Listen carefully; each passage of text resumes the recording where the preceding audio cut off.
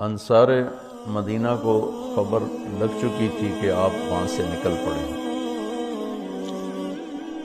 قریش نے 100 اونٹ مقرر کیے تھے آپ کو زندہ مردہ لانے پر، کہ جو آپ کو زندہ یا مردہ پکڑ کے لائے گا اس کو 100 اونٹ دیے۔ سراقہ بن مالک انہیں اونٹوں کے لالچ میں پیچھے بھاگے تھے۔ تو قباء آتے اور انتظار کرتے چلے جاتے تھے۔ مدینہ کا محل وقوع یہ کہ یہ مدینہ،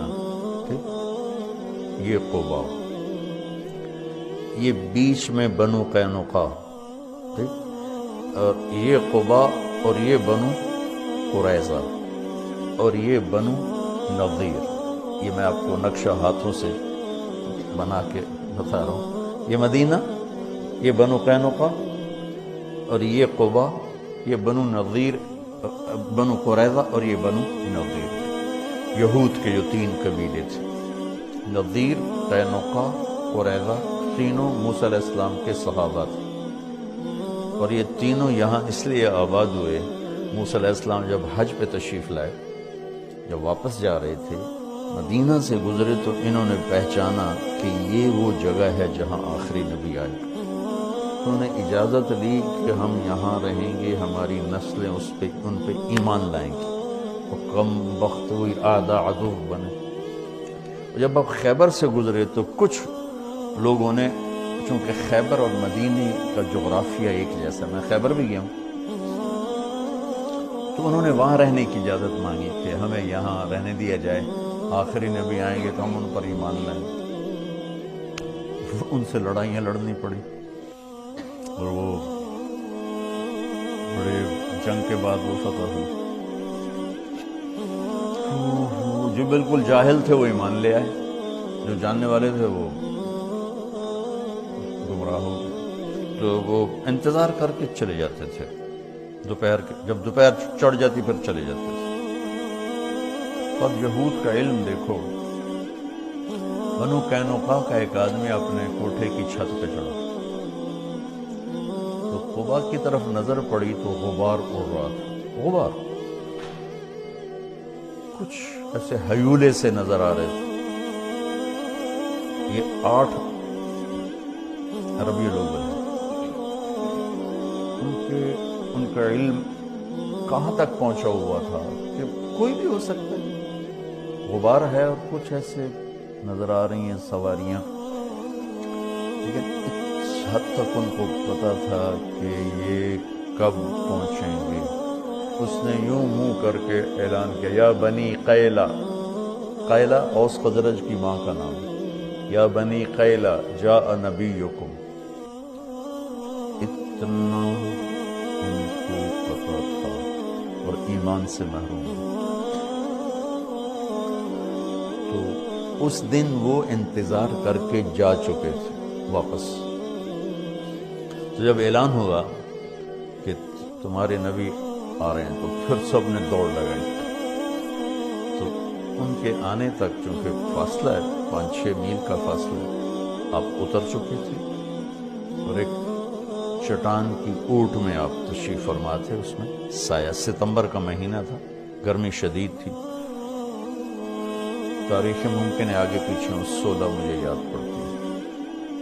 تو اللہ کے نبی کی داڑھی سیاہ کالی، ابو بکر رضی اللہ عنہ اور اللہ کے نبی ہم عمر ہیں، لیکن ابو بکر کی داڑھی میں سفید بال زیادہ تھے، ان کی داڑھی کالی سفید تھی۔ اب مدینے والی تو نہیں جانتے، دیکھا ہوا نہیں ہے، تو انہوں نے قیاس کیا کہ یہ سفید داڑھی والا یہ نبی ہوگا، اور یہ ابو بکر ہوگا جو ساتھ کالی داڑھی والا۔ تو سب نے آ کر ابو بکر سے مصافحہ شروع کر دی، اور اللہ کے نبی سے کیے ہی نہیں۔ تو ابو بکر نے بھی نہیں بتایا کہ میں نہیں وہ، تو مصافحہ ہوتے رہے، وہ آپ کرتے رہے، کچھ نہیں۔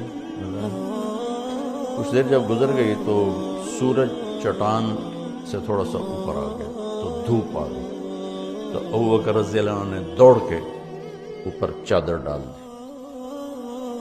اس پر پتہ چلا کہ یہ تو سارے مصافحہ ہی غلط ہو گئے، یہ تو یہ نہیں، یہ نبی ہیں۔ تو پھر انہوں نے مصافحہ کی یا نہیں کی، یہ کہیں نظر سے گزرا نہیں۔ کیے ہوں گے پھر ادھر بھی. تو پھر قبا والے بھی آ گئے.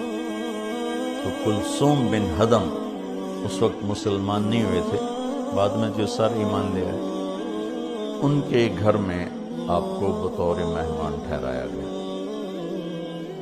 تو آپ اچھے نام سے فال لیتے تھے، غلط نام غلط معنی تبدیل فرما دیتے.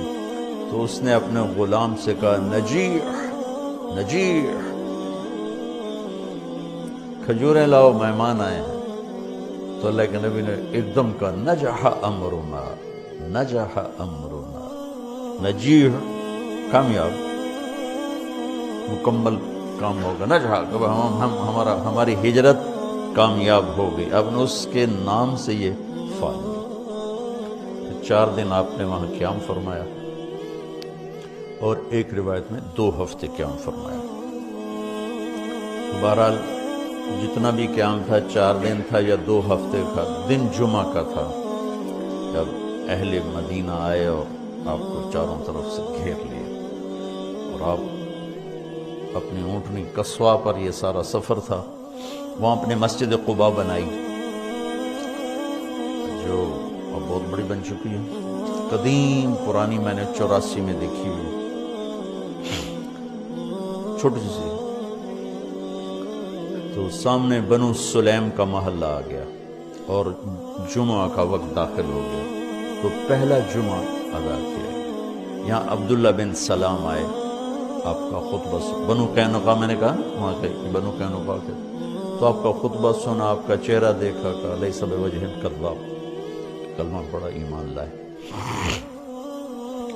خطبے سے فارغ ہوئے اور چلے تو سارے قبائل کے سردار لائن بنا کے کھڑے ہوئے.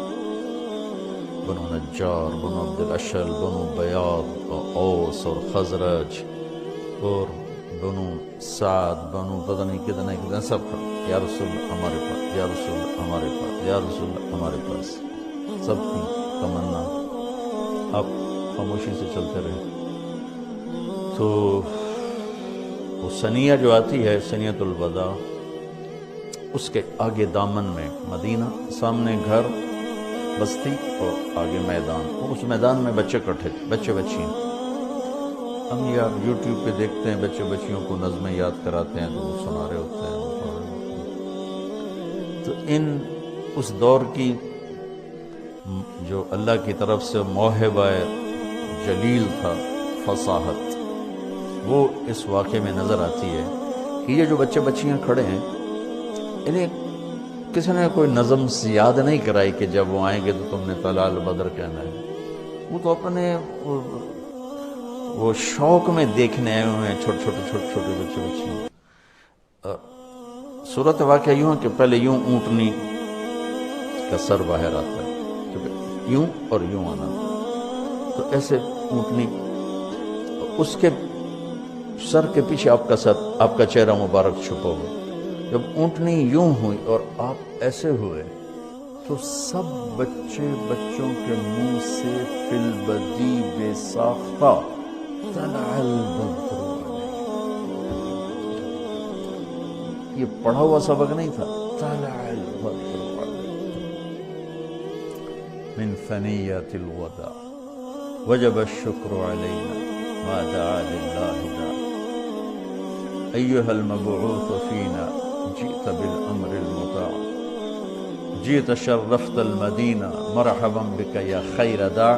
یہ شعر عام نہیں ملتا کتابوں میں، لیکن اس کا اضافہ جئت شرفت المدینہ مرحبا بک یا خیر داع. آپ نے، اور عورتیں ساری چھتوں پہ چڑھی ہوئی تھی آپ کو دیکھنے کے لیے. تو جب ہم مدینہ میں داخل ہوئے تو پھر عرب سردار، یا رسول اللہ ہمارے پاس، یا رسول اللہ ہمارے پاس. تو آپ نے اس کی ایسے رسی چھوڑ دی، دعوها فإنها مأمورہ. اسے کچھ نہ کہو، جہاں میرا اللہ لے جائے گا یہ اونٹنی وہاں جائے گی. اور آپ کے دل میں تھا بنو نجار، کیونکہ آپ کی دادی بنو نجار میں سے تھی، سلمہ جو عبد المطلب کی والدہ ہے، وہ بنو نجار سے، جو ہاشم نے وہاں شادی کی تھی. تو آپ کی اونٹنی چلتے چلتے چلتے ایک کھلے میدان میں جا کے بیٹھ گئی، بستی کے وسط میں تھا۔ تو اس کو آپ نے پسند کیا اپنی مسجد کے لیے۔ تو آپ نے پوچھا یہ زمین کس کی ہے؟ بعد میں، اس وقت میں بعد میں ان کا جی 2 یتیموں کی ہے۔ تو ان کے سرپرست کون ہے؟ کہ اسد بن زرارہ ہے۔ آپ نے ان کو بولایا کہ یہ زمین ہمیں مسجد کے لیے چاہیے، کہیں ہم تحفہ دیتے ہیں۔ ہم نے کہا یتیم کا مال ہے، تحفہ نہیں ہو سکتا ہے، پیسے لگاؤ۔ کہا ٹھیک ہے جی آپ پیسے لگوائیں، ہم اس سے آپ کو سستا کر کے دے دیں۔ ہم نے کہا ٹھیک ہے۔ تو اس کے پیسے لگوا گئے تو 7 دینار اس کی قیمت بنی۔ میرے نبی نے کیا کیا کہ تمہارے سامنے بھی 7 دینار قیمت لگی ہے، ہم آپ کو 10 دینار دیتے ہیں مسجد میں۔ اپنے 10 دینار میں بھی جگہ خریدی۔ تو اس کے بعد آپ کی اونٹنی اٹھ گئی۔ یہ میں نے بات کا واقعہ سنایا ہے آپ کو۔ آپ کی اونٹنی اٹھی تو جیسے میں یوں آپ کو دیکھوں اور پہچانوں بھائی کون کام بیٹھا ہوگا، تو اس نے ایسے ایسے دیکھنا شروع کیا ایسے، اور سیدھی بنو نجار کی گلی اس نے پکڑ لی اور جا کر ابو ایوب انصاری کے دروازے کے قریب بیٹھ گئی۔ تو یوں میرے نبی بنو نجار کے مہمان بن گئے، جو آپ کے اندر کی تمنا تھی کہ میں بنو نجار میں بیٹھوں۔ تو اس سارے سفر میں ابوبکر صدیق رضی اللہ تعالی عنہ ساتھ ساتھ ہیں۔ یہ ان کی منقبت، فضیلت بے شمار ہیں۔ بس میں نے تھوڑی سی ہجرت کی اہمیت، تو وہ پہلی حدیث ایسی تھی، تو میری دعا ہے کہ آپ ہجرت کرنے والے بنو، اللہ کے نام کو لے کر پھرنے والے بنو۔